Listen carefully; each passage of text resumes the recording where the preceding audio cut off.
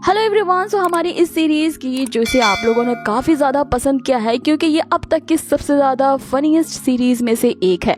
सो इसका मैंने next part जिसमें मैंने ऑनगोइंग एपिसोड तक के सारे एपिसोड्स को कवर कर लिया है, जो कि काफी ज्यादा फनी है क्योंकि इसे मुझे एक्सप्लेन करने में काफी मुश्किल हुई क्योंकि मेरी हंसी रुक ही नहीं रही थी। लेकिन आपने अगर इसके पिछले एपिसोड्स नहीं देखे हैं, जैसा कि यहाँ स्क्रीन पे दिखाया जा रहा है कि इसकी एक लॉन्ग वीडियो पहले से हमारे चैनल पे अपलोड है, जिसका लिंक मैंने डिस्क्रिप्शन में दे दिया है, तो प्लीज जाइए उसे देख लीजिए, तभी आपको आगे देखने में मजा आएगा क्योंकि ये सीरीज वाकई में बहुत ही ज्यादा फनी है।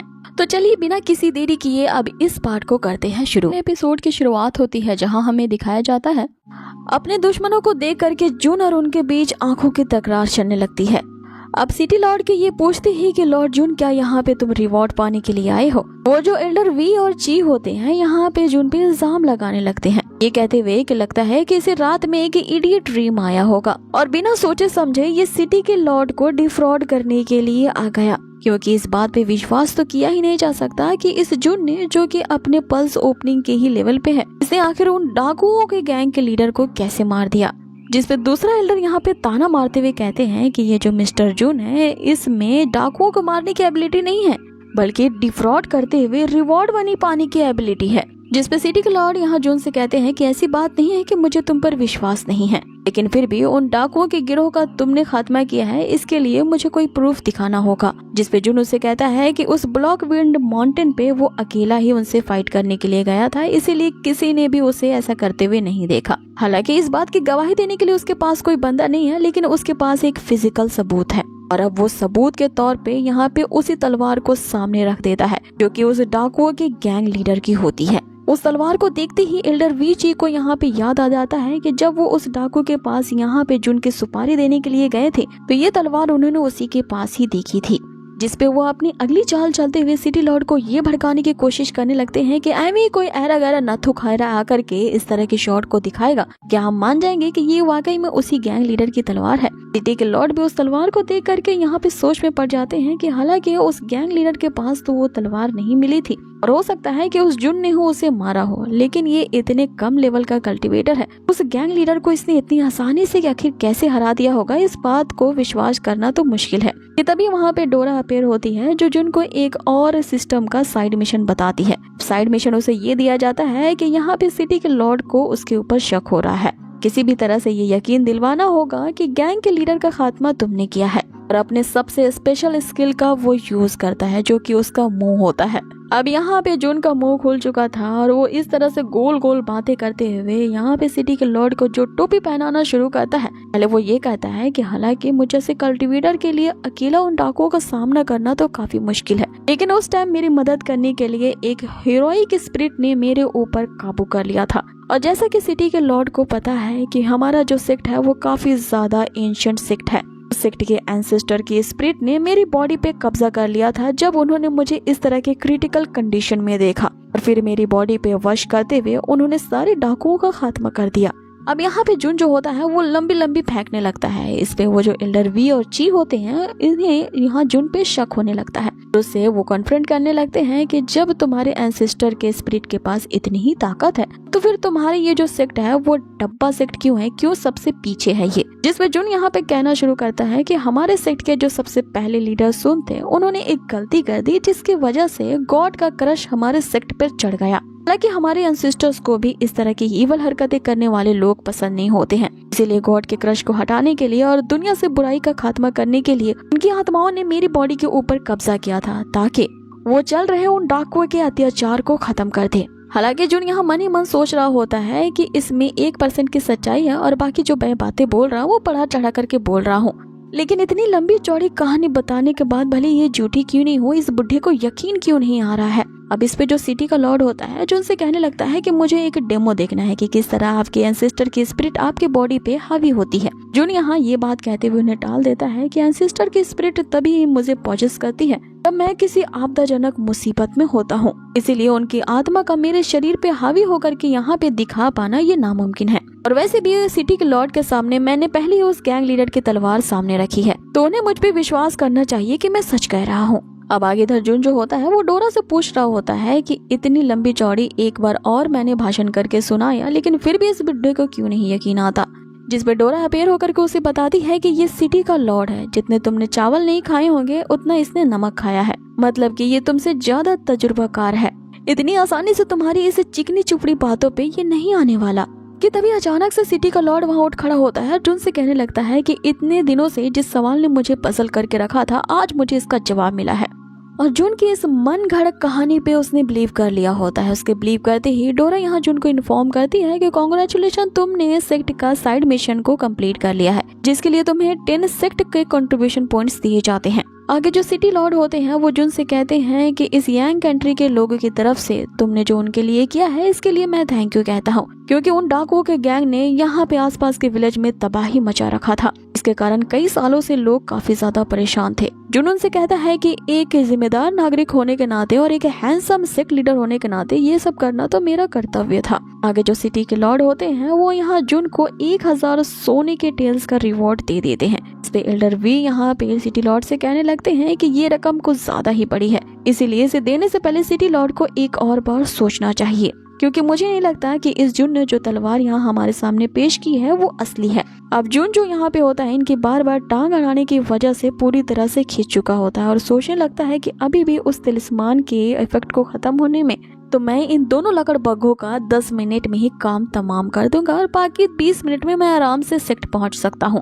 अब इतना सोचते हुए जुन जो होता है उन्हें चैलेंज दे बैठता है, अगर तुम्हें अभी भी यकीन नहीं आ रहा है कि उस डाकुओं के गैंग को मैंने ही खात्मा किया है, आ जाओ एक एक हाथ कर ही लेते हैं। अब इस चैलेंज फाइट के लिए रेफरी यहाँ पे सिटी के लॉर्ड को ही बनाया जाता है। सबसे पहले अटैक करने के लिए वो एल्डर वी आता है। अब इसने जुन पे अटैक करने की सोची हुई होती है कि जुन के पास अभी भी फैंटम स्पीड की पावर है, इसका यूज करके वो चंद सेकंडों में यहाँ पे इसके गोल गोल घूम रहा होता है। जुन किधर जा रहा होता है किधर आ रहा होता है, उसकी स्पीड इतनी ज्यादा होती है कि वो जो एल्डर वे होता है वो चकरा जाता है और उसकी पीठ पीछे से उसी गैंग लीडर के तलवार से जो जुन यहाँ पे उस पे अटैक करता है, ये कहते हुए कि अब यकीन आया कि ये तलवार असली है। एल्डर तो यहाँ दर्द से तिल मिलाने लगता है कि कभी दूसरा एल्डर ची अब सामने आता है लड़ाई करने को। उसके साथ भी जुन पहले इसी स्पीड का खेल खेलता है। उस दूसरे एल्डर की तरह सेम अटैक उसके पीठ पे भी उस तलवार से किया जाता है, जिससे दोनों ही यहाँ पे अपनी पीठ पकड़ के उछलने लगते हैं। अब आगे जुन जो होता है यहाँ सिटी के लॉर्ड को सारी सच्चाई बताता है। अब यहाँ जुन जो होता है वो सिटी लीडर के सामने सारी सच्चाई पेश करता है कि इस लिंक्वान सेक्ट के ही इन 2 लीडर्स ने मेरे डिसाइपल्स को किडनैप किया और मुझे मरवाने के लिए ही उस गैंग लीडर को यहाँ पे सुपारी दी और उन्हीं से ही निपटने के लिए मैंने उन डाकुओं के पूरे गिरोह का खात्मा कर दिया। लेकिन मैंने उन डाकुओं के ग्रुप मेंबर को माफ करते हुए उनसे ये कहा था कि वो गवर्नमेंट पे जाके अपने आप को सरेंडर कर दे, लेकिन इन्हीं 2 एल्डर्स ने उन सारे ग्रुप मेंबर को रास्ते में ही मरवा दिया ताकि इनकी असलियत कोई भी सामने ना ला सके। अब आगे सिटी का लॉर्ड जो होता है वो जुन की इस सच्चाई को सुन के उन दोनों एल्डर्स को कारावास में डलवा देता है और जुन से कहते हैं कि भले ही इस लिंक्वान सेक्ट के तुमने तीनों एल्डर्स को अच्छा सबक सिखाया है, लेकिन याद रखना कि ये जो लिंक्वान सेक्ट है इनका सपोर्ट एक शांगवान सेक्ट करता है और हो सकता है कि आपके बाद शांगवान सेक्ट के एल्डर्स तुम्हें अपना दुश्मन बना ले। जिस पे वो उसे कहता है कि जुन एक ऐसा बंदा है जिसको मुसीबत से डर नहीं लगता, लेकिन मुसीबत को जुन से डर लगता है। अगर वो शांगवान सेक्ट वाले मेरे पीछे आएंगे तो उनका हश्र इनसे भी ज्यादा बुरा होगा। अब आगे जुन के जाते ही यहाँ हमें सिटी लॉर्ड की असलियत दिखाई जाती है, जो कि सोचने लगता है कि भले ही इस जुन ने उसे सच्चाई नहीं बताई हो, लेकिन इसने क्या सोचा था कि मैं 3 साल का नन्हा मुन्ना बच्चा हूँ जो इसकी इस बात पे विश्वास कर लूंगा कि किसी आत्मा ने आके इसकी मदद की है उन डाकुओं को मारने के लिए। ये किस सीक्रेट को छुपा रहा है और किसके बलबूते पे ये इतना ज्यादा ताकतवर बना है, इसका तो मैं पता लगा के ही रहूंगा। और इसकी इस राज का पता लगाने के लिए मुझे इससे दुश्मनी का नहीं बल्कि दोस्ती का हाथ बढ़ाना होगा और इसका दिल पहले जीतना होगा।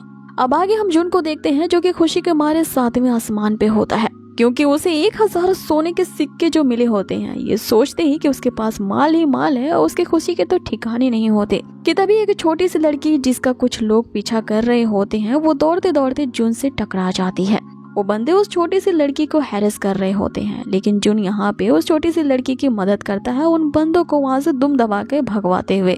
आगे वो लड़की जुन को देखते ही पहचान जाती है कि ये आयरन बोन सेक्ट का लीडर है।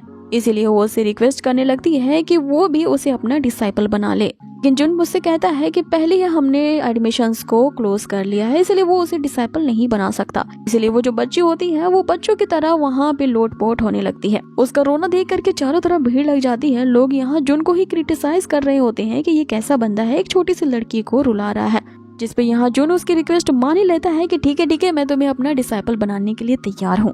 अब आगे वो लड़की अपना नाम डूडू बताती है, लेकिन अपने पेट की गुड़गुड़ सुन के उसे जोरदार भूख लगती है। इसीलिए वो यहाँ जुन से कहने लगती है कि उसे कुछ खाने के लिए चाहिए। उससे पूछता है कि उसे क्या खाना है, तो यहाँ पे वो जो डूडू होती है एक लंबी चौड़ी लिस्ट बता देती है। अब इन डिशेज का नाम सुनते ही जुन के भी मुंह में पानी आ जाता है और वो ये सोचता है कि वो सेक्ट में रोज ली के द्वारा पकाए गए दाल चावल और सब्जी खा के पक गया है। अब जबकि वो माला माल हो गया है तो क्यों ना वो एक दिन रेस्टोरेंट में जाकर के मजे से खाए। वहाँ पे ये लोग खान पान करने के लिए एक अच्छे से रेस्टोरेंट जाते हैं। यहाँ पे डिशेस की अंबार लगा दी जाती है। इससे पहले कि यहाँ जुन अपना चॉपस्टिक उठा पाता, वो जो डूडू होती है वो पहली डिश फिनिश करती है और उसे बताती है इसमें नमक कम है। दूसरी डिश को भी पूरा खाते हुए बताती है कि ये थोड़ा कच्चा है। तीसरी डिश को भी खत्म करती है, उसमें भी नुक्स निकालती है कि इसे अच्छे से फ्राई नहीं किया गया है। जिस पे जुन उसे कहता है कि तुम तो यहाँ पे इस तरह से कमियां निकाल रही हो जैसे कि तुमने इन सारी डिशेस को खुद ही बनाया है। जब ये तुम्हें डिशेस इतनी ही ज्यादा बुरी लग रही हैं, तो यहाँ पे सारी प्लेट्स इस तरह से सफाचट कैसे हो गई।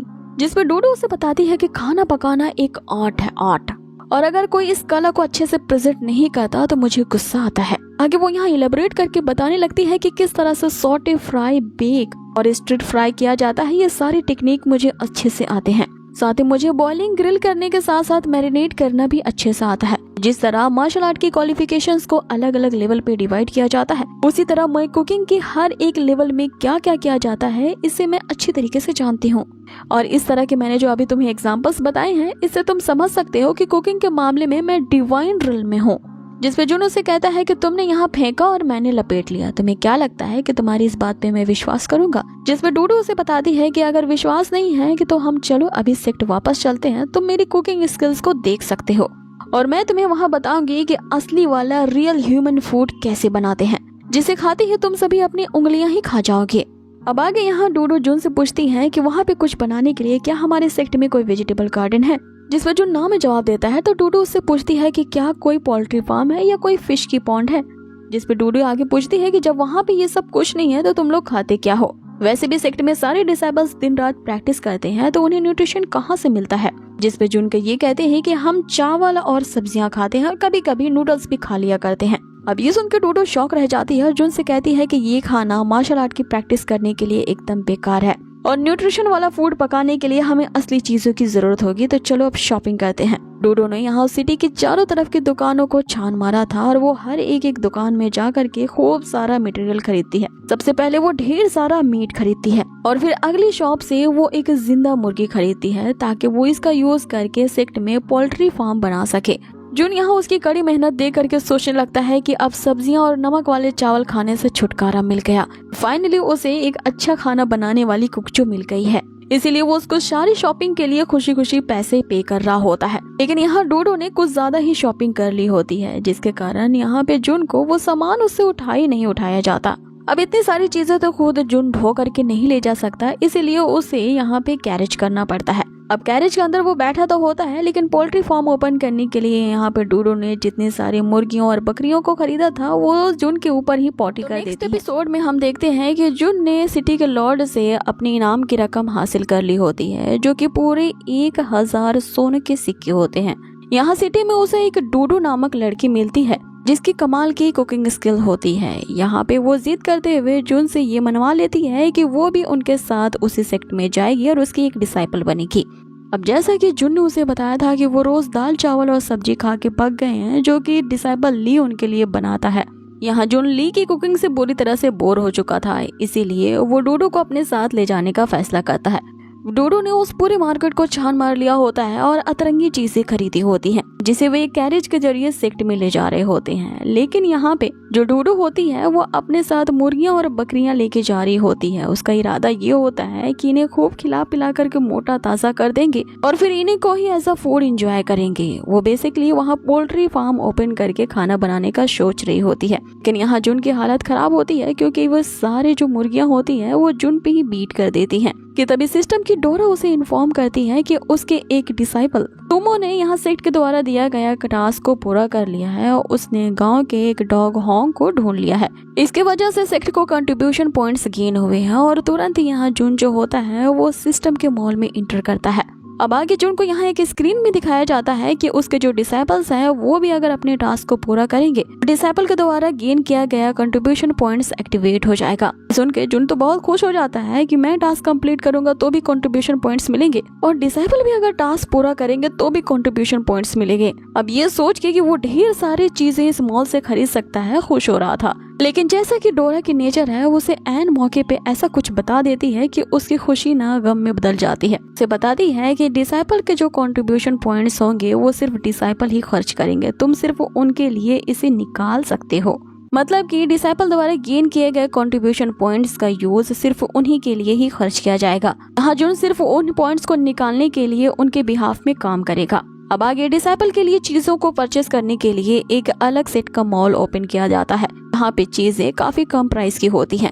जुन यहाँ डोरा से शिकायत करने लगता है कि आखिर उस प्राइमरी मॉल की चीजें इतनी ज्यादा महंगी क्यों है और इन डिसाइपल के मॉल की चीजें इतनी सस्ती, जिसमें डोरा उसे बताती है कि जाहिर सी बात है तुम इस सिस्टम के होस्ट हो, तुम्हारे पास कई सारे तरीके हैं कंट्रीब्यूशन पॉइंट्स को गेन करने के, लेकिन उन डिसाइपल के पास पॉइंट को कमाने का एक ही तरीका है कि उन्हें सेक्ट के टास्क को कंप्लीट करना होगा।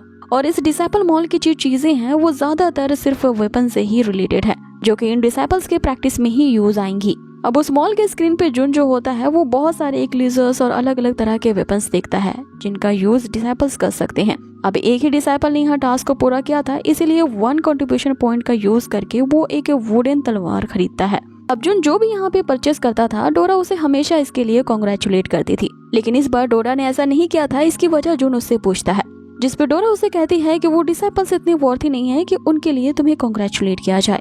और आगे वो जुन को मक्खन लगाते हुए कहती है कि इसका कारण ये भी है कि तुम ही मेरे सबसे ज्यादा फेवरेट हो। उससे कहता है कि आखिर ये आज मुझे इतना मस्का क्यों लगा रही है।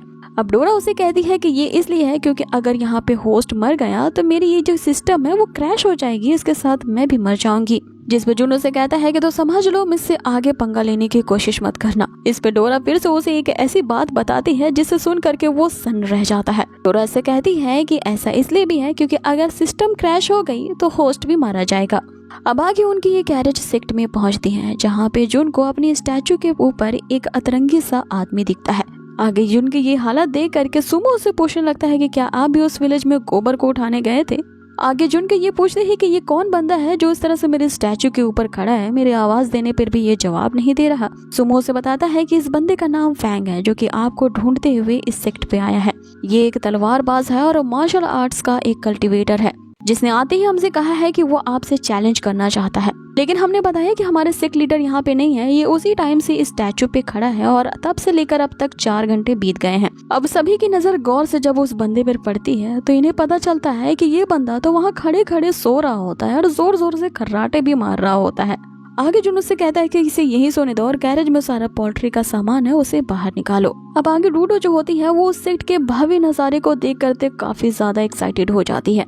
अब इधर आगे जुन जो होता है वो सबको डूडो के बारे में बताता है और उसे सभी से इंट्रोड्यूस करवाता है और वो अब से यहाँ किंग्जा के साथ ही रहेगी। जिसपे किंग्जा यहाँ अपनी तेज तरार जबान से जुन को कहने लगती है कि तुम उस सिटी में क्या लड़कियों को किडनैप करने गए थे जो एक लड़की को ले आए हो। जिस पे जुन उसे कहता है कि तुम्हें यहाँ पे जेलस होने की जरूरत नहीं है, वो लड़की एक छोटी सी बच्ची है जो कि यहाँ पे एज अ कुक काम करेगी। ये सुन के ली के तो खुशी के ठिकाने नहीं होते हैं कि चलो थैंक गॉड उसे अब से यहाँ पे खाना नहीं बनाना पड़ेगा। अब आगे डूडो सभी को ग्रीट करती है और सीधे अपने काम पे लग जाती है। अब जिस तरह से वो सब्जियों को कट कर रही होती है उसके कटिंग स्किल्स को देख करके सभी हैरान रह जाते हैं और उसने यहाँ पे जो खाना बनाया होता है उसे खा करके सारे डिसाइपल्स काफी खुश थे। वो एक नहीं बल्कि उसके जगह पे 2-3-4 प्लेट खा जाते हैं। खाना इतना ज्यादा लजीज होने के कारण सभी उसकी बहुत तारीफ करते हैं, लेकिन किंग्जा को उस पे शक हो रहा था।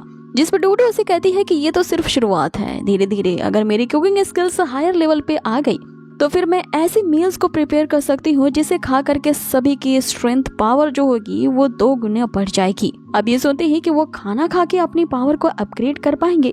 जून तुरंत ही यहाँ पे डूडो को अप्रूवल दे देता है कि वो आज से इसी सेक्ट में रहेगी एज अ कुक। अब आगे हमें रात का सीन दिखाया जाता है जहाँ पे किंग्जा अकेली होती है और फुल मून को देख रही होती है। तभी यहाँ पे चांस मारने के लिए एंट्री होती है जून की, जो अपने मुंह का अच्छा इस्तेमाल करना शुरू कर देता है। वो उससे प्यार भरी बातें करना चाहता था, लेकिन किंग्जा का टेम्पर वो जानता है, इसीलिए वो डरते डरते ही सही उसे कंसोल करने की कोशिश करता है कि तुम्हारी जितने भी वरीज हैं तुम मेरे साथ शेयर कर सकती हो। अब किंग्जा में यहाँ पे काफी ज्यादा मिस्टीरियस होती है, वो कहाँ से आई है और उसने इस सेक्ट को क्यों ज्वाइन किया है। साथ ही उसकी जिंदगी में कुछ बदले से रिलेटेड ऐसे इश्यूज होते हैं जिन्हें वो अभी तो जून के साथ शेयर नहीं करना चाहती। काफी देर तक यहाँ सोचने के बाद किंग्जा उसे ये बोल करके टाल देती है कि वो वरीड नहीं है। जून उसे कहता है कि जब तुम चिंतित नहीं हो तो इतनी रात गए तुम अकेली इस रूफ टॉप पे क्या कर रही हो। किंग्जा उससे कहती है कि तुम्हारे कहने का क्या मतलब है, मैं यहाँ बैठ भी नहीं सकती। तुम जरूर हमारे लीडर होगे लेकिन मैं तुम्हारे गुलाम नहीं हूँ। आगे वो उससे कहती है कि जिस लड़की डूडो को तुम यहाँ पे लाए हो मुझे उस पे शक है, क्योंकि उस डूडो ने जो सरनेम बताया है, क्योंकि जहाँ तक मैं जानती हूँ ऐसे सरनेम वाले सिर्फ ओयांग फैमिली के ही होते हैं जो कि तियानयू किंग सिटी में रहते हैं। सिर्फ उन्हीं ओयांग फैमिली के मेंबर्स के द्वारा बनाए गए खाने ही ऐसे होते हैं जिन्हें खा करके कोई अपनी स्ट्रेंथ को इम्प्रूव कर सकता है। अब डूडो ने उनसे झूठ कहा है और अपना सरनेम यहाँ पे गलत बताया है, जिसपे किंग्जा को शक हो रहा होता है कि वो जरूर यहाँ पे नाम बदल करके किसी और मकसद के लिए आई है। जिसपे जुनो उसे ताना देते हुए कहता है कि अगर वो डूडो अपनी सच्चाई नहीं बताना चाहती और उसने अपने नाम और सरनेम को चेंज किया है तो तुम भी इसी कैटेगरी में आती हो, क्योंकि तुमने भी अपने पास्ट के बारे में कुछ नहीं बताया। तुम्हारे बारे में भी जानना मेरे लिए किसी मिस्ट्री से कम नहीं है। अब ये बात सुनते ही किंग्जा वहाँ से चली जाती है और जुन ये सोच में पड़ जाता है कि आखिर वो इतनी बड़ी बिल्डिंग पे ऊपर चढ़ा कैसे। वो कहने लगता है चढ़ा तो चढ़ा, आखिर मैं यहाँ से उतरूंगा कैसे, कोई है मुझे उतारो यहाँ से। अब हमें अगली सुबह का सीन दिखाया जाता है जहाँ डूडो ने अपनी कुकिंग स्किल का यूज करके एक शानदार ब्रेकफास्ट तैयार किया होता है। ब्रेकफास्ट तैयार है, इसकी आवाज सुनते ही सारे डिसाइपल भूखे शेर की तरह कूद पड़ते हैं और इस तरह से वे खाना खा रहे होते हैं जैसे उन्होंने पहली बार जिंदगी में खाना खाया हो। अब आगे सभी डिसाइपल अपनी उसी अतरंगी सी प्रैक्टिस को करना शुरू कर देते हैं। जैसा कि जुन ने उन सभी को प्रैक्टिस करने के लिए एक बहुत ही अजीब सी बुक दी होती है जो कि जुन ने ही यहाँ पे तैयार की होती है। उसमें ऐसे जिम्नास्टिक के मूव होते हैं जिन्हें वे लोग प्रैक्टिस कर रहे होते हैं और इन्हें देख करके हंसी आ रही होती है कि तभी अचानक से उनके सेक्ट का जो मेन गेट होता है वो एक धमाके के साथ तोड़ दिया जाता है और यहाँ पे वही बंदा जो कि खड़ा खड़ा ही सो रहा होता है उसकी एंट्री होती है। ये जो मिस्टर फैंग है वो आते ही यहाँ पे जुन को चैलेंज करने लगता है। वो कहता है कि मैं कई सारे इलाकों में और सिटीज में गया हूँ और मैं एक ऐसा मार्शल लेवल का तलवारबाज हूँ जो कि आयरन बोन सेक्ट के लीडर को चैलेंज करने आया हूँ। जुन से कहता है कि तुम्हारा चैलेंज गया भाड़ में, सबसे पहले जो तुमने गेट तोड़ा है ना उसके पैसे दो। अब आगे जैसे ही वो मिस्टर फैंग यहाँ अपनी तलवार से जुन पे अटैक करता है उसे पता चल जाता है कि ये जुन तो एक मार्शल आर्टिस्ट भी नहीं है, अब तक इसने कायमी के ही लेवल को पार नहीं किया है, तो इतने लो लेवल कल्टीवेशन का बंदा एक सेक्ट का लीडर कैसे बन गया। अब यहाँ जुन के पास तो सिस्टम की पावर होती है जिसका यूज करके उसने अपनी 9 स्टाइल फोल्डिंग वेव की तलवार टेक्निक को एक्टिवेट कर लिया था। लगातार अपने शॉर्ट स्किल का यूज करते हुए जुन उस दूसरे बंदे पे अटैक कर रहा होता है। यहाँ मिस्टर फैंग जो है जुन की इस स्किल को देखते ही उसका मजाक उड़ाने लगता है। वो उससे कहता है कि वो अब तक 30 से भी ज्यादा सेक्ट में जा चुका है और वहाँ के एल्डर्स को चुनौती दे चुका है, लेकिन अब तक मैंने अपनी लाइफ में तुम जैसा इतना कमजोर लीडर नहीं देखा। अब ये सुनते ही जुन के यहाँ पे सटक जाती है और वो अनगिनत मूव से उस पे अटैक करने लगता है, लेकिन वो बंदा भी काफी ज्यादा तेज तरार होता है। जुन के हर एक अटैक को वो आसानी से डॉज कर लेता है, जिसपे जुन की जो अगली मूव होती है वो एक खतरनाक शॉर्ट स्किल की होती है जिसे जुन ने एक्टिवेट कर दिया होता है और उस फॉर्मेशन से निकलती हुई अनगिनत तलवारें जो होती हैं वो उस मिस्टर फैंग के ऊपर अटैक करती हैं। अब इसकी इंटेंसिटी इतनी ज्यादा हाई होती है तो वो मिस्टर फैंग भी इसकी इंटेंसिटी बर्दाश्त नहीं कर पाता, उसकी तलवार टूटती है और वो सीधा नीचे मुंह के बल गिरता है। अपनी तलवार को यूं टूटते देख वो जो मिस्टर फैंग होता है वो यहाँ बच्चों की तरह रोने लगता है। जुन उससे कहता है कि यहाँ रोना धोना बंद करो, तुम तो यहाँ पे ऐसा कर रहे हो जैसे ये जो तलवार थी वो तुम्हारी गर्लफ्रेंड थी और उसके मरने से तुम इतना दिल मिला रहे हो। जिस पे ली यहाँ पे जुन को बताता है कि किसी भी शॉर्ट मैन के लिए उसकी जो तलवार होती है वो उससे की गर्लफ्रेंड से कई ज्यादा होती है। उसके टूट जाने का मतलब ये है कि उसकी जिंदगी ही खत्म हो गई है। अब आगे जो मिस्टर फैंग है वो जुन को धमकी देने लगते हैं कि आज मैं जो यहाँ पे आ रहा हूँ वो सिर्फ इस तुम्हारे तलवार की स्किल की वजह से है, लेकिन हम दोनों ही अच्छी तरीके से जानते हैं कि तुम में से अच्छा तलवारबाज कौन है। भले ही तुम अपनी इस मिस्टीरियस तलवार का यूज करके इस चैलेंज को जीत चुके हो, लेकिन मैं डेफिनेटली वापस जरूर आऊंगा एक दिन तुम्हें फिर से चैलेंज करने को, और ये साबित कर दूंगा कि मिस्टर फैंग जो है वो एक असली तलवारबाज है। जिस पे जुन उसे चिल्लाते हुए कहता है कि अरे ओ भाई साहब, मेरे इस दरवाजा जो तूने तोड़ा है उसके पैसे कौन देगा। अब अगले सीन में हम जुन को कहता हुआ देखते हैं कि ये सुबह सुबह न जाने किस सरफरे से पाला पड़ गया, जिस पे डोरा उसे कहती है कि अपने स्ट्रेस को रिवील करने के लिए क्या तुम सिस्टम की मॉल में शॉपिंग करना चाहोगे। अब ये तो सच है कि शॉपिंग करने से वाकई में स्ट्रेस कम हो जाता है, लेकिन इसके लिए आपके पास पैसे होने चाहिए। डोरा उसे बताती है कि अभी सेक्ट के टोटल 86 कंट्रीब्यूशन पॉइंट्स है। तो फिर जुन ये कहते हुए कि चलो चलते हैं तो फिर शॉपिंग, वो तुरंत ही सिस्टम की मॉल में अपीयर होता है। यहाँ जुन सोचने लगता है कि अभी उसके पास सिस्टम द्वारा गिफ्ट किया गया सिर्फ एक ही तलिस्मान है, लेकिन आज की तरह अगर कोई फिर सिरफरा सा मास्टर उससे पंगा लेने के लिए आ गया तो उसे पहले से ही तैयार रहना होगा, वरना अगर ऐन मौके पे उसके तलिस्मान खत्म हो गए तो फिर उसका तो यहाँ पे पोपट बन जाएगा। अब आगे वो मॉल के स्क्रीन पे अपने लिए कुछ सेल्फ डिफेंस का चार्म ढूंढ रहा होता है, जिनका सही टाइम पे यूज करके वो उन औने पौने मास्टरों के अटैक से बच सके। लेकिन सभी चार्म के जो प्राइस होते हैं वो 10 कंट्रीब्यूशन पॉइंट्स के होते हैं। तो तभी यहाँ पे जुन की नजर तिलिस्मान इनसाइट पे जाती है, क्योंकि 1 महीने के बाद वापस से अवेलेबल हो चुका था। अब उस तिलिस्मान इनसाइट को परचेस करते ही यहाँ पे जुन को एक और जैकपॉट लगता है। उसे फ्री एक्सचेंज के बदले में 10 और कंट्रीब्यूशन पॉइंट्स दिए जाते हैं, जिसके ऑप्शन में उसे एक चेम्बर पॉट दिखता है, जिसमें लिखा होता है कि इस चेम्बर पॉट के अंदर एक रूम है। लेकिन उसके आगे जो कुछ भी लिखा होता है यहाँ जुन को समझ नहीं आता, इसलिए वो डोरा से इसके बारे में पूछता है, जिसपे डोरा उसे बताती है कि ये सिस्टम मॉल का एक एक्सक्लूसिव प्रोडक्ट है। ये प्रोडक्ट जो यहाँ पे दिखाए जा रहे हैं, ऐसा जरूरी नहीं है कि सबका यूज करने से तुम्हारी स्ट्रेंथ बढ़े, इसीलिए अगर होस्ट चाहे तो इसके बदले में वो पेज को फिर से रिफ्रेश कर सकता है। हो सकता है कि कोई और प्रोडक्ट उसे दिख जाए। जुन यहाँ उसे कहता है कि तुम्हारा तो बस यही काम है कि मेरे सारे पैसों को लुटवा दो, लेकिन यहाँ उसकी बात को मानते हुए वो 10 कंट्रीब्यूशन पॉइंट्स खर्च कर ही देता है मॉल को वापस से रिफ्रेश करने के लिए। मॉल के रिफ्रेश होते ही उसे स्क्रीन पे नए नए और कुछ अतरंगी से प्रोडक्ट्स दिखते हैं, जहाँ पे उसकी नजर एक ऐसे प्रोडक्ट पे जाती है जिसका यूज करके वो अपनी स्ट्रेंथ को हाई लेवल पे इंक्रीज कर सकता है। अब आगे वो इस स्क्रीन पे सबसे ज्यादा महंगा प्रोडक्ट होता है, जिसके डिस्क्रिप्शन में लिखा होता है कि अगर वो इसका यूज 1 घंटे के लिए करेगा तो इसकी जो स्ट्रेंथ है वो 5 गुना ज्यादा बढ़ जाएगी। अब ये देखते ही यहाँ जुन सोचने लगता है कि अभी तो उसकी जो स्ट्रेंथ है वो 2000 किलोग्राम की है। हो सकता है कि 1 घंटे में इसका यूज करके उसकी स्ट्रेंथ 10,000 किलोग्राम तक पहुंच जाए। लेकिन यहाँ उसके नीचे वार्निंग लिखी होती है, वो बिना उसे देखे ही तुरंत ही उस प्रोडक्ट को खरीद लेता है।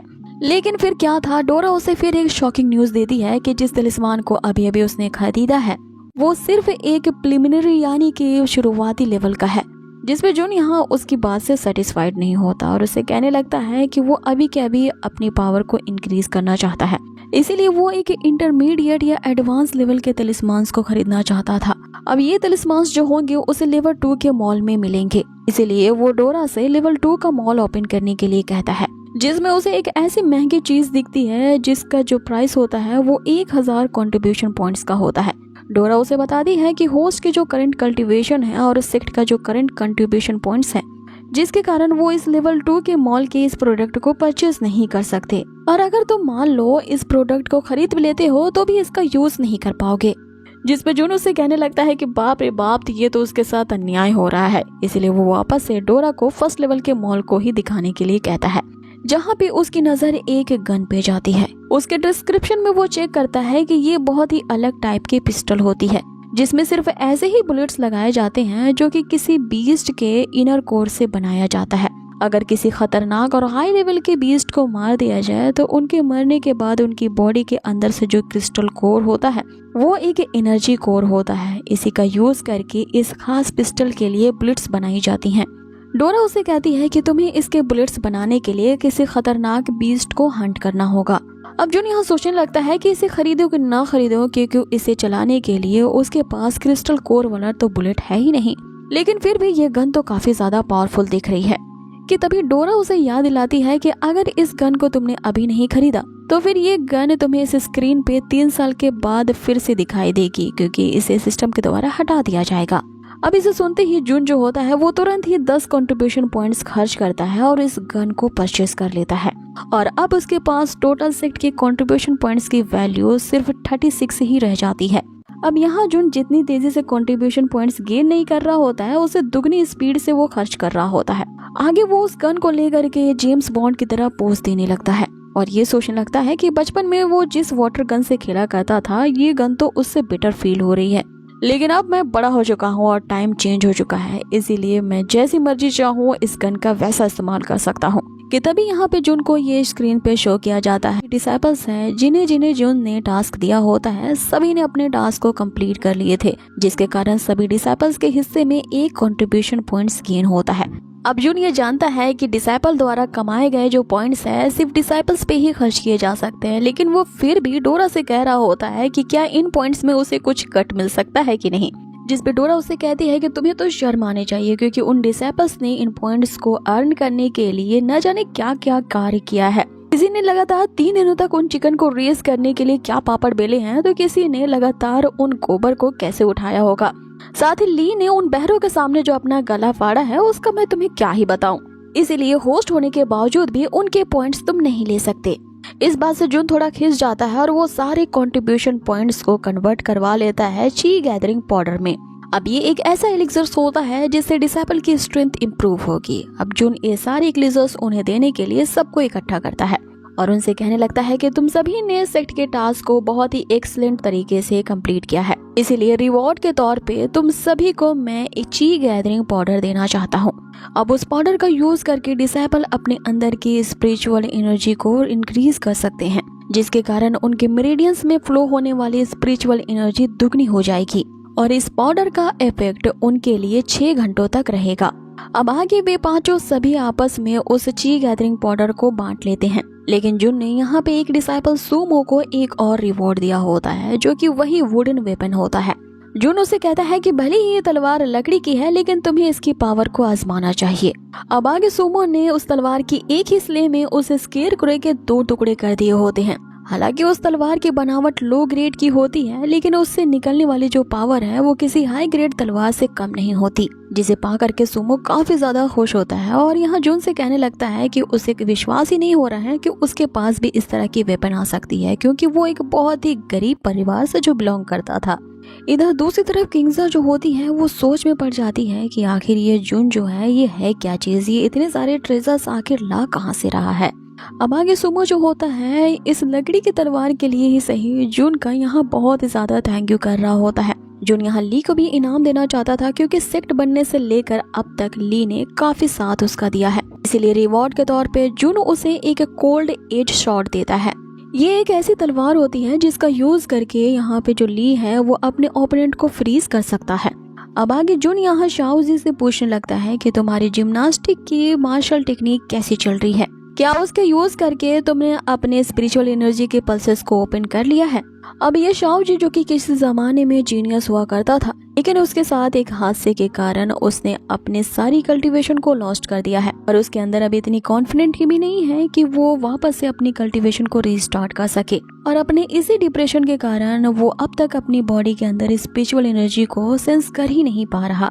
अब वो यहाँ अपने आप को ही स्टूपिड कह रहा होता है क्योंकि वो लीडर के पैमाने पर खरा नहीं उतर सका।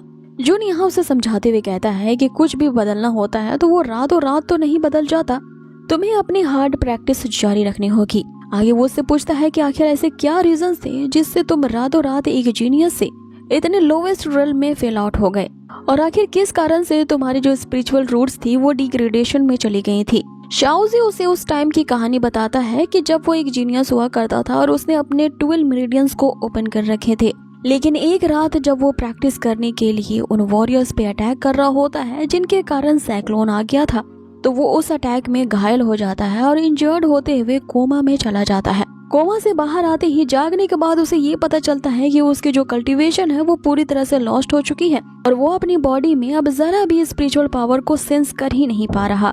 जुन के ये पूछने पर कि जब तुम कोमा में चले गए थे तो क्या उस वक्त तुम्हारे आसपास कोई था, शाओजी उसे बताता है कि सिर्फ फैमिली मेंबर्स के अलावा उसके करीब कोई नहीं था। अब इस बात ने यहाँ जुन को सोच में डाल दिया होता है कि किसी भी मार्शल आर्टिस्ट के लिए ये नॉर्मल है कि वो एक ही रिल में अटक जाए और ब्रेक थ्रू ना कर पाए, लेकिन पूरी स्पिरिचुअल रूट्स ही डिग्रेड होते हुए कल्टीवेशन लेवल ही पूरी तरह से खत्म हो जाना, ये कुछ अजीब है। और इसमें तो जरूर किसी की साजिश लगती है, जिसका वो एक न एक दिन पता लगा के ही रहेगा कि आखिर शाओजी के साथ ये करने वाला कौन था। लेकिन फिलहाल के लिए वो शाओजी को प्रैक्टिस करना कंटिन्यू रखने की सलाह देता है। इसका फायदा उसे ये होगा कि फिलहाल के लिए वो अपनी कल्टीवेशन की फर्स्ट मेरिडियन की पल्स ओपनिंग तो कर पाएगा। आगे वो ली से कहता है कि सारे डिसाइपल्स को एक जगह इकट्ठा करो, क्योंकि मुझे भी उन सबको रिवॉर्ड देना है, एक सरप्राइज है उनके लिए। यहाँ एक बार ली के अनाउंस करते ही सारे डिसाइपल्स 1 सेकंड के अंदर ही चींटी की तरह इकट्ठे हो जाते हैं। अब ली का ये सरप्राइज रहता है कि उन डिसाइपल्स की ट्रेनिंग की प्रैक्टिस करने के लिए उसने एक फर्स्ट ग्रेड का स्पिरिचुअल एनर्जी फॉर्मेशन को एक्टिवेट कर दिया था। ये फॉर्मेशन पूरी सेक्ट को ही चारों तरफ से कवर कर लेती है। आगे जुन उन सभी को अनाउंस करके बताता है कि ये जो स्पिरिचुअल एरे है, अगर कोई डिसाइपल इसके अंदर अपने मार्शल आर्ट्स की प्रैक्टिस करता है तो इसके कारण उसकी स्पिरिचुअल पावर डबल हो जाएगी। इसे सुनकर सभी खुशी के मारे जोश दिखाने लगते हैं। लेकिन यहाँ जो किंग्सा होती है वो हर वक्त बस दूसरों पे शक करना ही उसका काम रहता है। वो सोचने लगती है कि ये जो नौसिखिया लीडर है वो इस तरह के स्पिरिचुअल एरेज भी अरेंज कर सकता है, और इस फॉर्मेशन के अंदर ये जो ऑरा फ्लो कर रही है वो काफी ज्यादा स्ट्रॉन्गर है। जुनून सभी को एक खास बात बताता है कि ये जो फॉर्मेशन है वो हर 7 दिन में एक्टिवेट हो जाएंगे, तो तुम्हें इस अपॉर्चुनिटी का फायदा उठाना है और जम के इसके अंदर प्रैक्टिस करनी है। अब आगे सभी लोग यहाँ पे 1 2 3 4 कहते हुए अपना वही अतरंगी सा डांस करना शुरू कर देते हैं। इधर जुन भी अपनी कड़ी प्रैक्टिस में लगा था। वो भी उसी 101 तरीके के जिम्नास्टिक मूव्स को कर रहा होता है ताकि वो अपने अगले रिल्म में जा सके, क्योंकि वो काफी टाइम से ही अपने काइमे के 11th मार्शल स्टेज पे ही अटका हुआ है। जैसे ही वो प्रैक्टिस करते हुए अपनी एनर्जी को एक्युमुलेट करने की कोशिश करता है, एनर्जी तो इकट्ठा हो जाती है, लेकिन उस एनर्जी से निकलने वाली जो थंडर अटैक है सीधा जुन पे ही गिरती है और एक बार फिर से वो नाकाम रह जाता है। इसीलिए वो जमीन पे लोट पोटने लगता है। आगे वो यहाँ पे अपनी किस्मत को ही कोस रहा होता है। आगे डोरा यहाँ पे अपेयर होती है और उसे बताती है कि तुम्हारी जो पल्स ओपनिंग के मेरिडियंस है उनका ओपन होना वो 99% इस बात पे डिपेंड करता है कि तुम यहाँ पे कितना एफर्ट लगा रहे हो।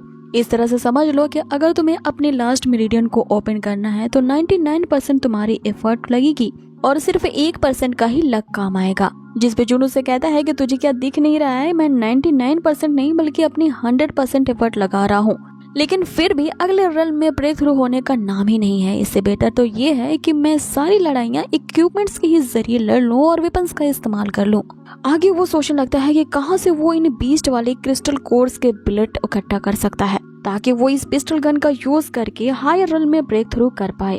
अब आगे वो डोरा से पूछने लगता है कि क्या सिस्टम इसे ये फुद्दुओं जैसा टास्क दे रही है, गोबर उठाओ मुर्गियों को पालो। क्या सिस्टम में उसके लिए कोई ऐसा खतरनाक मिशन नहीं है जिससे वो खतरनाक बीस्ट का शिकार कर सके और उनके अंदर से निकलने वाले क्रिस्टल कोर का यूज करके वो बुलेट्स तैयार कर सके। डोरा उसे बताती है कि इस तरह के जो मिशन होते हैं वो एक 3 स्टार सेक्ट मिशन होते हैं, जिन्हें कंप्लीट करने के लिए तुम्हें डिसाइपल्स की सहायता लेनी होगी, क्योंकि तुम अगर वहाँ पे उन बीस्ट को मारने के लिए अकेले गए तो हो सकता है कि होस्ट मारा जाएगा और होस्ट के मरते ही मेरी ये जो सिस्टम है वो भी क्रैश हो जाएगी। इसीलिए मैं तुम्हारे सामने इस तरह के खतरनाक सेक्ट मिशन को लाती ही नहीं हूँ। जिस पे जुनू से कहता है कि कोई नहीं, इस तरह के खतरनाक मिशन को मेरे सामने पेश करो। अब सेक्ट का मिशन यहाँ एक्टिवेट कर दिया जाता है और जुन अपने साथ यहाँ पे 3 डिसाइपल्स को लेकर के जाता है उसी खतरनाक से जंगल पे, जहाँ पे फ्लेम वुल्फ बीस्ट रहा करते हैं। और गांव वालों की हमेशा शिकायत आती ही रहती है कि ये जो फ्लेम वुल्फ बीस्ट होते हैं ये इनका शिकार भी करते हैं और इन गांव वालों को काफी नुकसान पहुंचाते हैं। अब यहाँ जुन तो एक बहुत ही भला इंसान है, भले ही वो पहला अपना फायदा यहाँ पे सोचता है, लेकिन उस फायदे में दूसरों की भी भलाई शामिल होती है। इसीलिए वो सभी के सामने अच्छा बनने का दिखावा करने के लिए अपने डिसाइपल्स से कहने लगता है। इसीलिए वो अपने डिसाइपल्स के सामने अच्छा बनने का दिखावा करते हुए उनसे कहने लगता है कि आज हम इस जंगल में फ्लेम वुल्फ का शिकार करने के लिए आए हैं, जो कि विलेजर्स को परेशान किया करते हैं और उनके मवेशियों को खा जाते हैं। ली यहाँ जुन से कहता है कि इस तरह के जो फ्लेम वुल्फ होते हैं वो एक हाई लेवल के बीस्ट होते हैं, जो कि एक मार्शल आर्ट के कल्टीवेटर्स के बराबर इनकी पावर होती है और इन बेस्टों की खासियत होती है कि ये आग उगल सकते हैं। ली उससे कहने लगता है कि मुझे डर है कि आप उनका अकेला सामना नहीं कर पाओगे, आपको कुछ हो जाएगा। जिसपे जुनू से कहता है कि किसने कहा कि उनका सामना मैं करूंगा, तुम तीनों को यहाँ पे मैं किस लिए लाया हूँ उन बीट्स का मुकाबला करने के लिए, लेकिन डरो मत, मैं तुम्हारे पास ही बहुत दूर खड़ा रहूंगा। अगर तुम पे कुछ मुसीबत आई तो मैं सपोर्ट करूंगा। अब आगे जैसे ही किंग्जा को एक सोता हुआ बीस्ट वहाँ पे दिखता है, इससे पहले कि वे तीनों लीडर को यहाँ पे आगाह कर पाते, जो जुन होता है वो सैकड़ों मीटर दूर जाके खड़ा हो जाता है और इन तीनों को कहता है कि मुझे क्या पुकार रहे हो, करो इसका सामना। और वो जोर जोर से चिल्लाने लगता है, उस बीस्ट को जागो जागो कह के पुकारने लगता है। आगे जो सुमो होता है यहाँ अपने लीडर की इस हरकत को देख करके उसका मुंह खुला का खुला रह जाता है। सोचने लगता है कि आखिर ये किस तरह का लीडर है, हमें शेर की मांद में यूं फेंक दिया है। अब आगे वो जो फ्लेम वुल्फ होता है वो जाग जाता है। तभी यहाँ डोरा जुन को बताती है कि सेट का साइड मिशन फिर से एक्टिवेट हो गया है। इसके कारण इन तीनों डिसाइपल को मिल करके इस फ्लेम वुल्फ को हराना होगा। गांव वालों की मुसीबत को, जो कि इस वुल्फ से हमेशा परेशान रहते हैं, उसे खत्म करना होगा। जैसे ही ये बीस्ट मारा जाएगा, यहाँ होस्ट को 5 अचीवमेंट पॉइंट्स मिलेंगे। साथ ही उसे 5 अलग से सेट के कंट्रीब्यूशन पॉइंट्स भी दिए जाएंगे। लेकिन उस वुल्फ का यहाँ अकेले इन डिसाइपल्स के लिए सामना करना इतना भी आसान नहीं है। वो जो बीस्ट होता है लगातार उन सभी पे फायर से अटैक कर रहा होता है, जिसे डॉज करते हुए वे तीनों आपस में प्लान बनाते हैं कि 2 सामने से अटैक करेंगे और एक पीछे से अटैक करेगा। आगे सबसे पहले किंग्सा उस वुल्फ पे अटैक करती है, लेकिन इसका कोई फायदा नहीं होता। दूसरा अटैक उस फ्लेम बीस्ट पे ली करता है, लेकिन इस अटैक को भी वो जो बीस्ट होता है वो आसानी से सह लेता है। तभी आगे यहाँ पे जो किंग्सा और ली होती है एक साथ मिल करके अपने वेपन से उस बीस्ट पे अटैक करते हैं। लेकिन तभी उनकी नजर सूमो पे जाती है, जो कि कहीं आसपास दिख नहीं रहा होता है, क्योंकि सूमो अपनी अलग ही स्ट्रेटजी चला रहा होता है। वो एक बड़े से पेड़ पे चढ़ जाता है ताकि वो उस बीस्ट के ऊपर स्नीक अटैक कर सके। लेकिन जब वो अपने वुड की तलवार के साथ उस बीस्ट पे अटैक करता है तो उसे पता चलता है कि इस बीस्ट की तो बहुत मोटी चमड़ी है, जो कि वो अपनी इस लकड़ी के तलवार से उसकी मोटी चमड़ी को भेद नहीं पाएगा। अब जैसे सूमो को इस बात का एहसास होता है कि इस अटैक ने इस बीस्ट पे तो कोई असर नहीं डाला, उसकी फटी पड़ जाती है। अब आगे सूमो उस बीस्ट से कहने लगता है कि भाई साहब, मैं यहाँ तो अपनी डिफेंस कर रहा था, मेरी ना इस हरकत पे बुरा मत मानना। लेकिन वो जो बीस्ट होता है लगातार सूमो पे फायर अटैक करने लगता है। वो लगातार उन आग के गोलों से बचने के लिए भाग रहा होता है, जिसका पीछा वो बीस्ट कर रहा होता है। यहाँ पे जुन इसकी मदद करने के लिए सूमो से कहता है कि तुम्हें स्नेक जैसा होके दौड़ना चाहिए, इससे वो बीस्ट कंफ्यूज हो जाएगा। सूमो यहाँ पे चिल्ला के उससे कहने लगता है कि आखिर ये ज़िगज़ैग पोजीशन क्या होता है, कि तभी उस बीस्ट द्वारा फेंका गया एक आग का गोला उसके पिछवाड़े पे जा लगता है और उसकी बट ही जलने लगती है। उसके पिछवाड़े पे आग लगने से वो उछल के वहाँ से दौड़ने लगता है कि तभी इसी टाइम पे किंजा और ली तेजी से उस बीस्ट की तरफ बढ़ते हैं और अपने यहाँ वेपन का यूज करके ये दोनों एक साथ ही उस पे अटैक करते हैं, जिससे उस बीस्ट का हो जाता है वहीं पे काम तमाम। लेकिन वो बेचारा सूमो जो होता है अभी भी उसका पिछवाड़ा जल ही रहा होता है, जिसकी महक उसे चिकन रोस्ट जैसी लग रही होती है। अब आगे उस बीस्ट के खत्म होते ही डोरा यहाँ जुन को इन्फॉर्म करती है कि सेट का साइड मिशन कंप्लीट हो चुका है, जिसके कारण सेट के कंट्रीब्यूशन पॉइंट्स की वैल्यू अब बढ़ करके 74 तक पहुँच गई है। अब यहाँ जोन अपनी ही तारीफ करने लगता है कि मैंने अपनी टीम को अच्छे से गाइड किया, मेरे ही बलबूते पे इन लोगों ने इस बीस्ट को मार पाया है। खैर अब आगे उस बीस्ट का जो इनर कोर होता है वो जुन को मिल चुका होता है, जिसके कारण अब उस पिस्टल गन के लिए वो बुलेट तैयार कर पाएगा। अब जैसे ही उनका काम तो यहाँ फिनिश हो चुका था, वो यहाँ से जाने वाले होते हैं, तभी उन्हें एक बहुत ही अजीब सी आवाज सुनाई देती है और ये जो दहाड़ होती है वो एक और फ्लेम बीस्ट की होती है। अब वो पूरी वैली ही इस तरह के फ्लेम वुल्फ की होती है, इसीलिए एक और वुल्फ के आने में वहाँ पे जरा भी देर नहीं लगती। लेकिन अब की बार जिस वुल्फ फ्लेम से इनका सामना हुआ है वो एक नॉर्मल बीस्ट नहीं है, बल्कि एक 7 लेवल का किंग बीस्ट है, जिसकी ताकत तो उस मरे हुए बीस्ट से अभी 10 गुना ज्यादा होगी और एक 7 ग्रेड के वॉरियर कल्टीवेटर के बराबर होगी। अब वहाँ पे सबसे ज्यादा बहादुर ली होता है, वो सभी को पीछे हटने को कहता है और जुन से कहने लगता है कि मेरे फादर को जाके बोल दीजिएगा कि उनका बेटा बहुत ही बहादुरी के साथ बीस्ट का सामना करते हुए मारा गया। जिस पे जुन उससे कहता है कि क्यों थाक रहे हो, ये पोजीशन तुम्हारी नहीं बल्कि मेरी है, क्योंकि अब इन बीस्ट का सामना करने के लिए मेरे पास उस गन की बुलेट जो है। आगे जुन सबको पीछे रहने को कहता है और खुद उस बीस्ट के सामने आ जाता है और उस क्रिस्टल कोर को वो बुलेट में कन्वर्ट कर लेता है। जैसे ही वो उसे अपनी गन में लोड करता है और एक लंबी चौड़ी डायलॉग बाजी जिसमें वो सिर्फ अपनी ही तारीफें कर रहा था, उस बीस्ट के सामने उस गन को वो तान देता है। लेकिन जब वो वुल्फ फ्लेम बीस्ट यहाँ जुन के सामने धीरे धीरे बढ़ रही होती है, जुन यहाँ पहला अटैक करता है, लेकिन उसकी गन यहाँ पे चलती ही नहीं है। अब ये तो उस मस्करी के लिए इतनी हैरानी की बात नहीं होती, यहाँ वो अपनी जान बचाने के लिए जो दुम दबा के वहाँ से भागता है, लेकिन वो बीस्ट भी यहाँ पे जुन का ही पीछा कर रहा होता है। जुन यहाँ बार बार डोरा को पुकार रहा होता है और उसे सड़ीली सिस्टम कहता है कि आखिर इस तरह के सिचुएशन में हमेशा मेरे साथ ऐसा ही होता है। और ये सिस्टम ने मुझे किस तरह से ये सड़ी हुई टॉय गन थमा दी है। डोरा यहाँ पे अपेयर होती है और उसे बताती है कि मेरी इसमें गलती नहीं है, होस्ट तो खुद ही बेवकूफ है। उसने इन बुलेट्स को तो अच्छी तरह से इस गन में लोड ही नहीं किया है। जिसपे जून आपकी बाहर एक पेड़ के पीछे छुपते हुए वापस से गन को लोड करता है और फिर से अपना बखान करते हुए वो उस बीस्ट के सामने आ जाता है और उस पे अपनी गन तान देता है और उस बीस्ट को बड़ी ही तुच्छ जाति का एनिमल कहते हुए जैसे ही वो उस पे फायर करता है, इस बार भी वो गन फुस हो जाती है। उस गन से तो फायर नहीं होती और वो बीस्ट यहाँ जून के एकदम करीब खड़ा होता है। जून यहाँ फिर से कहते हुए दौड़ना शुरू कर देता है कि ये कोई फनी गेम नहीं है। जून के यहाँ पे हालत खराब हो रही होती है उन फायर बॉल से बचते हुए, और जिस तरह की वो हरकतें कर रहा होता है ये सीन वाकई फनी होता है, जिसे देखते ही मुझे हंसी आ रही थी। इधर जॉन कभी लेफ्ट कभी राइट दौड़ रहा होता है और वो बार बार सिस्टम की डोरा को चिल्ला रहा होता है कि सिस्टम सिस्टम मेरी मदद करो। डोरा उसे बताती है कि यहाँ पे होस्ट तो कुछ ज्यादा ही बेवकूफ है, उसने गन की ये जो सेफ्टी लॉक होती है उस बोल्ट को तो पुल ही नहीं किया। अब आगे जून ने उस गन के सेफ्टी बोल्ट को अनलॉक कर दिया होता है और वो डिसाइड कर लेता है कि अब की बार इस बीस्ट के सामने वो कोई चैलेंज नहीं करेगा और सीधा उस बीस्ट पे निशाना तानते हुए अब की बार वो फायर कर ही देता है। अब उस गन से निकली हुई बुलेट जो होती है उसकी एनर्जी इतनी ज्यादा तेज होती है जैसे किसी ने बड़ी सी तोप चलाई हो। वो अटैक तो सीधा जाकर के उस बीस्ट पे लगता है जिससे वो बीस्ट मारा जाता है, लेकिन दूसरी तरफ वहाँ पर एक इतना जोरदार धमाका होता है उस गन के चलने की वजह से, जिससे जो जून होता है जितनी तेजी से वो बीस्ट गिरता है उससे दुगनी तेजी से आधुनिक से वेपन को देख करके वो तीनों डिसाइपल्स यहाँ पे हैरान रह जाते हैं कि आखिर ये हमारे लीडर के पास किस तरह का वेपन है जिसने एक ही अटैक में ही 7th ग्रेड के वॉरियर लेवल के बीस्ट को मार डाला है। इधर दूसरी तरफ जून के तो अंजर पंजर ढीले हो चुके होते हैं और वो डोरा पे चिल्लाने लगता है कि तुम मुझे पहले नहीं बता सकती थी। इस गन के अटैक करने से तोप के अटैक करने के बराबर एनर्जी रिलीज होती है, तभी मेरी ऐसी हालत हो गई है। डोरा उसे कहती है कि होस्ट की ये जो फिजिकल बॉडी है वो कुछ ज्यादा ही वीक है, इसके लिए इस वेपन के प्रेशर अटैक को भी सह नहीं पाई। आगे जून हाय मेरी कमर कहते हुए आगे बढ़ता है और उस दूसरे बीस्ट के अंदर से निकलने वाला जो इनर कोर होता है उस क्रिस्टल को भी वो कब्जा कर लेता है। अब अगले सीन में हम देखते हैं कि वाकई उसकी कमर यहाँ पे टूट चुकी होती है, इसलिए वो डोरा से मसाज ले रहा होता है और उसे पूछने लगता है कि ये जो पिस्टल गन है वो वाकई में एक कमाल की चीज है। इससे निकलने हुए फायर से उसका दुश्मन तो मर जाता है लेकिन उससे 1000 गुना ज्यादा तकलीफ बताया, जिसपे डोरा उसे बताती है कि उस गन की पावर को कंट्रोल करने के लिए एक सुपर स्ट्रॉन्ग बॉडी की जरूरत होगी। इसीलिए अभी सिस्टम की मॉल में होस्ट के लिए मेरे पास एक जबरदस्त प्रोडक्ट है जिसके कारण होस्ट की फिजिकल स्ट्रेंथ जो है वो तुरंत ही इंक्रीज हो जाएगी और उसे खरीदने के लिए होस्ट को मात्र 20 कंट्रीब्यूशन पॉइंट खर्च करने होंगे।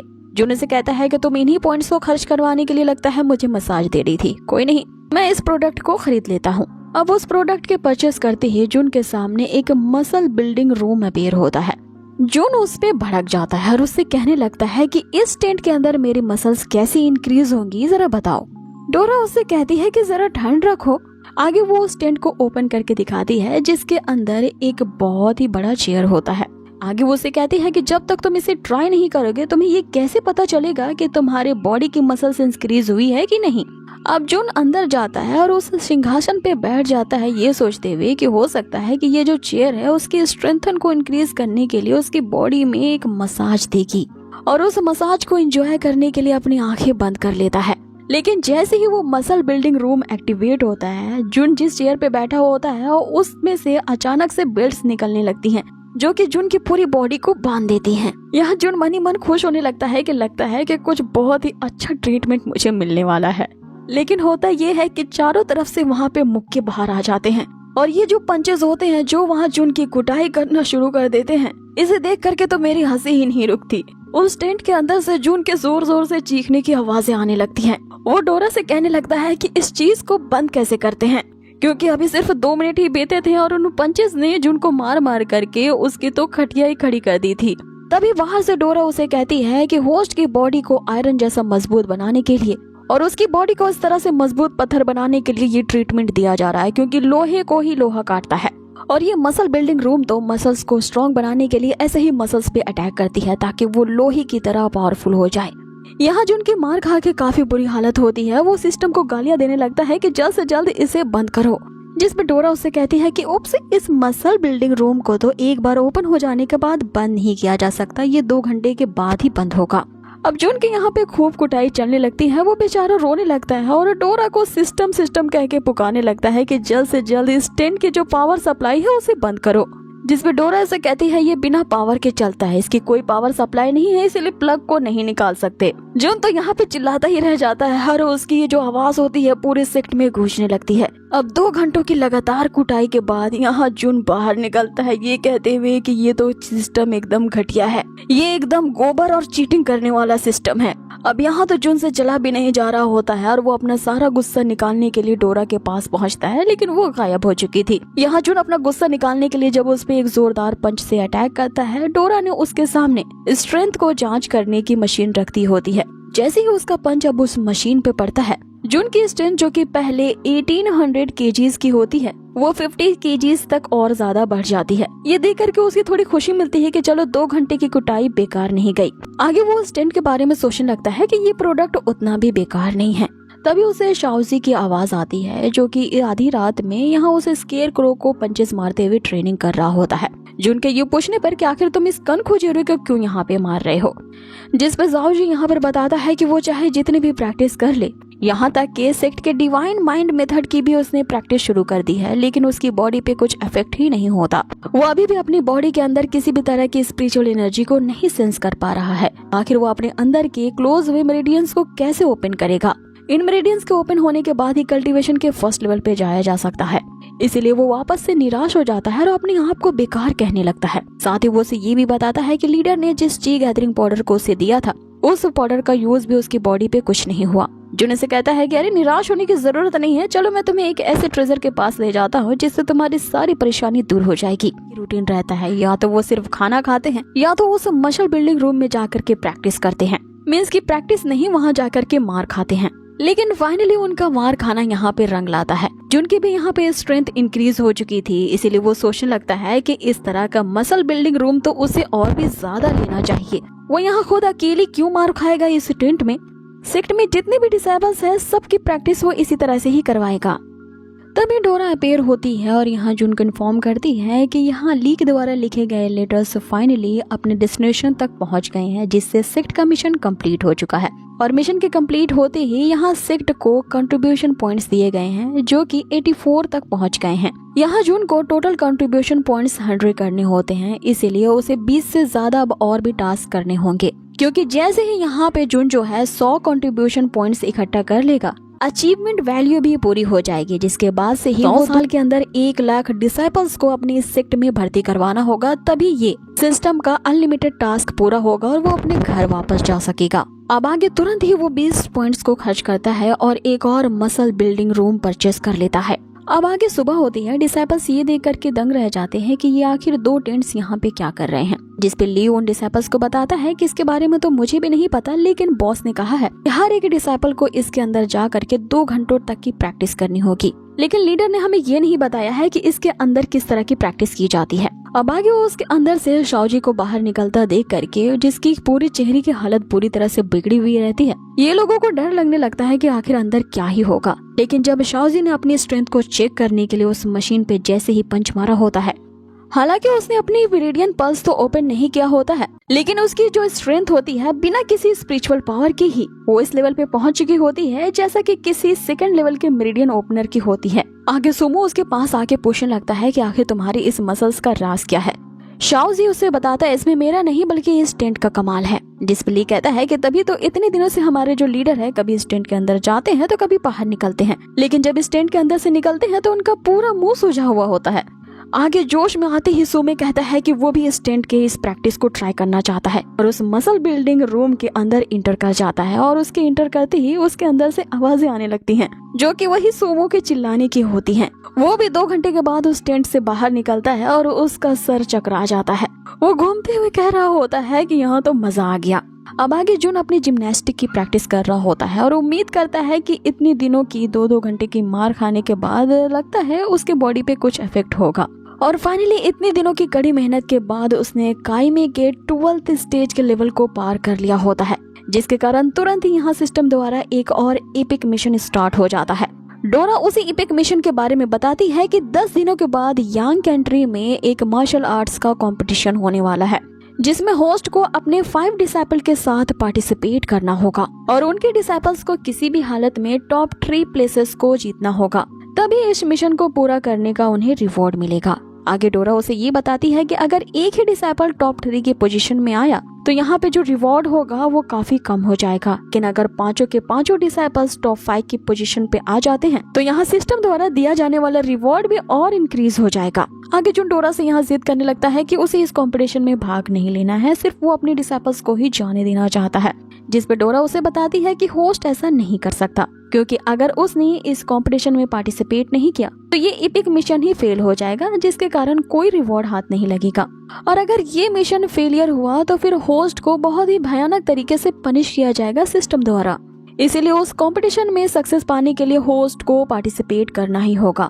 आगे वो बताती है कि ये जो पनिशमेंट सिस्टम द्वारा उसे दी जाएगी वो अगले 10 सालों तक होस्ट जो होगा वो किसी लेवल पे भी ब्रेक थ्रू नहीं कर पाएगा। अब ये सुनते ही यहाँ पे जून के तो होश ठिकाने नहीं रहते, वो तुरंत ही इस कंपटीशन में पार्टिसिपेट करने के लिए हामी भर देता है। अब आगे यहाँ जून मीटिंग बुलाता है और अपने सारे 5 डिसाइपल्स को बताता है कि उन्हें यांग कंट्री में होने वाले हाई लेवल कंपटीशन को न केवल पार्टिसिपेट करना होगा बल्कि तुम 5 डिसाइपल्स को उस कंपटीशन में 5 रैंक लाना होगा। लियो से कहता है कि उस कंपटीशन में हाई लेवल के सेक्ट कम्पीट करने वाले हैं और अगर उनके डिसाइपल्स से हमारा मुकाबला करवाया जाए तो हम फर्स्ट प्लेस तो लाएंगे, लेकिन नीचे से, क्योंकि उन हाई लेवल के सेक्ट्स का एक नॉर्मल सा डिसाइपल भी उन सभी की 3rd लेवल मार्शल आर्ट्स की स्ट्रेंथ है। और उन बाकी के डिसाइपल्स के बारे में तो सोचना भी हैरान है जो कि 3 लेवल के वॉरियर स्टेज पे हैं। जिस पे जुनू से कहता है कि ये तो इंटरेस्टिंग है, मुझे बस ये बता कि उस कंपटीशन के लिए रजिस्टर कहाँ से करना है। अब उस कंपटीशन के लिए डिसाइपल्स की रजिस्ट्री लियांग सिटी में हो रही होती है। ये लियांग वही सिटी है जहाँ से शाओजी आया है, ये उसी का ही होम टाउन होता है। इसलिए यहाँ जुन लियांग सिटी जाने का डिसाइड करता है ताकि वो शाओजी से रिलेटेड मामले को भी सुलझा सके जाओ फैमिली में जाके, क्योंकि जाओ फैमिली ही शाओजी की फैमिली है जिन्होंने शाओजी को धक्के मार करके अपनी फैमिली से बाहर निकाल दिया था। आगे किंगजे यहाँ लीडर से पूछती है कि क्या सही में हमारा सेक्टर उस कंपटीशन में पार्टिसिपेट करने वाला है। जुन उसे कहता है कि हम पार्टिसिपेट भी करेंगे और टॉप 3 की पोजीशन भी हासिल करेंगे। जिसपे किंगजे उसे कहती है कि मेरा ये मतलब नहीं था, उस कंपटीशन में जाने से पहले मैं ये कहना चाहती हूँ कि अपने लीडर की पोजीशन को ना मुझे सौंप के जाओ, क्योंकि उस कंपटीशन में जाते ही तुम्हारी लाश ही वहाँ से बाहर आएगी। लेकिन यहाँ उस डिप्रेस शाओजी को हम देखते हैं जो कि जुन से कहने लगता है कि बेहतर यही होगा कि आप मुझे ना ले जाएं, क्योंकि मैं बहुत ही ज्यादा नल्ला और नकारा हूँ। मैंने तो अब तक अपने 1st लेवल के मेरिडियंस को भी ओपन नहीं किया है, इसीलिए उस कंपटीशन में मैं जाने लायक नहीं हूँ। जिस पे जुनू से हौसला देना चाहिए कि तुम्हें ना केवल अपनी लियांग सिटी वापस जाना चाहिए बल्कि तुम्हारी फैमिली ने जो धक्के मार के तुम्हें घर से बाहर निकाला है, इस बात की आवाज उठाने के साथ साथ जो कुछ तुमने वहाँ पे खोया है उस सब को वापस लेने की उम्मीद भी रखनी चाहिए। अपनी स्ट्रेंथ को यूज करो और जिस जगह ने तुम्हें ह्यूमिलिएट किया है वहाँ से अपना सब कुछ वापस लेने की ठान लो। भले ही तुम्हारे अंदर अभी स्पिरिचुअल रूट्स की कोई ताकत नहीं है, कि तुम्हें ये याद रखना चाहिए कि तुम्हारी एक जीनियस बॉडी है और ऐसी बॉडी 1000 सालों में एक बार किसी फैमिली के बंदे को दी जाती है।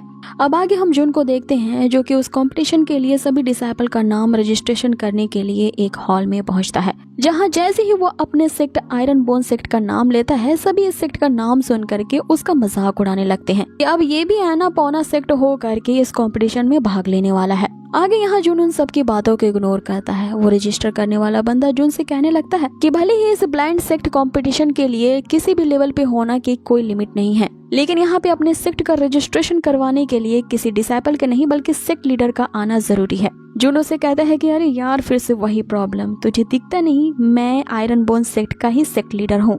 आगे वो टाइगर सेक्ट के एक डिसाइपल को सामने लाते हुए ये गवाही दिलवाते हैं कि इससे कहो कि मैं आयरन बोन सेक्ट का लीडर हूँ। अब आगे उस बंदे के यकीन करने के बाद जुन जो होता है वो अपने डिसाइपल्स का नाम और पता के साथ उम्र भी लिखवा देता है। उसके ये जो 5 डिसाइपल्स होते हैं सभी या तो 16 या 17 साल के होते हैं, लेकिन जैसे ही वो अपने आखिरी डिसाइपल शाओजी का नाम लेता है वो बंदा हैरान रह जाता है कि ये जो शाओजी नामक डिसाइपल की तुम बात कर रहे हो कहीं ये जाओ फैमिली का ही डायरेक्ट डिसेंडेंट तो नहीं है।